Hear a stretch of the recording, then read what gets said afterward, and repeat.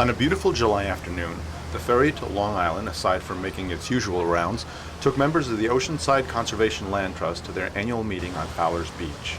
Jessica Burton, Executive Director of Portland North Land Collaborative, of which Oceanside is a member, describes the meeting. Today we're at the Oceanside Conservation Trust annual meeting. It's the 28th annual meeting that they've had. We're here on Wreck Cove, and it's an opportunity, a yearly opportunity for members to come together and interact with the board members. This is a volunteer organization, so one of the goals is to maybe meet some more people who might be interested in volunteering.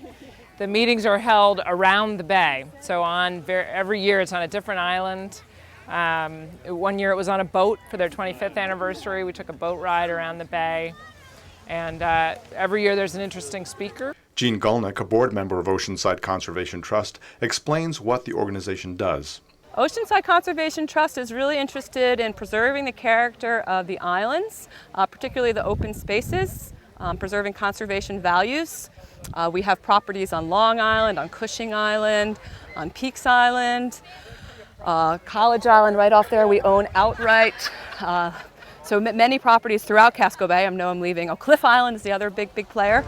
Oceanside addresses both the uses of the land and conserving it for future generations. Jessica Burton explains why this is critical.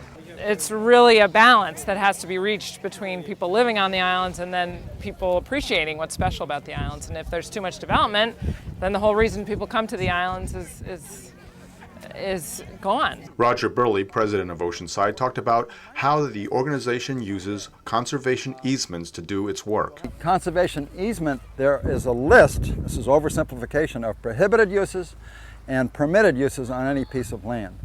And we and all land trusts should, but we do walk every parcel of land we're responsible for every single year. We do it in April or May. And so we physically observe and examine every piece of property for which we are responsible. We're all sitting here, every one of us, on this beach and under this tent because we care about the beauty of the state of Maine, and particularly about Casco Bay and the islands. So to have powerful tools in our toolkit is really, really important, and we use them. Don Perkins, president of the Gulf of Maine Research Institute, was the guest speaker for the event. His presentation was Sustainable Fishing and Sustainable Communities. Chris McDuffie, vice president of Oceanside, explains why this is important to the work of the Land Trust. Don Perkins is a real authority in the ecology of this whole region, and his organization is doing fabulous work to make it, he's talking about sustainable communities and sustainable fishing. This is terribly important to us on Long Island, which is really a fishing community at its heart. And they have recently negotiated with the largest grocery outfit in the region to only handle sustainable fish in their markets, in their stores. And that's Maine fish. So that supports our fishing community, and that supports our local fishing communities, and we're very grateful for the good work that they do. Don Perkins focused on the balance between stewardship and economic opportunities. What we're interested in is how do we solve those problems that have to do with the overlap of stewarding the Gulf of Maine as a resource and using it as an economic engine. How do we grow opportunity through a mix of stewardship and use? So the regulatory system is in a relatively conservative stance. The environmental community is watching that very closely, and thus the fishing community has been forced to be conservative. In that context, the ground fishing was something that 20 years ago you could ground fish for as many days as you could stay standing. An aggressive fisherman would fish 320 days a year. They've been cut back to 30 or 40 days a year. Think about that, 30 or 40 days. What if you had to run, if whatever your business is, if you could only do it 30 or 40 days a year, you wouldn't be here. I mean, you just can't do that economically. The fishing industry has had to do that. All you ever hear is negatives about trawls. There shouldn't be trawling because of the impact it has. The fact is that the fishing industry has been working very hard to figure out how to make this gear selective, lighten it up on the bottom, and be smart. The market system is very brutal and prevents change. And one of the things you can do is, somewhere along the way, some young fisherman will start talking to you about some idea he or she has.